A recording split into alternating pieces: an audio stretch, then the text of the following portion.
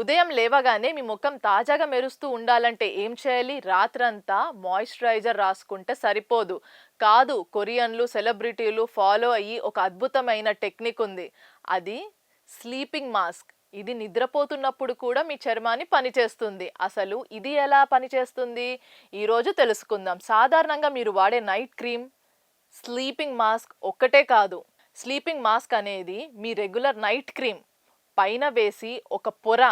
దీని మ్యాజిక్ అంటే ఏంటంటే, మనం పడుకున్నప్పుడు మన చర్మంలో తేమ గాలిలోకి ఆవిరైపోతుంది.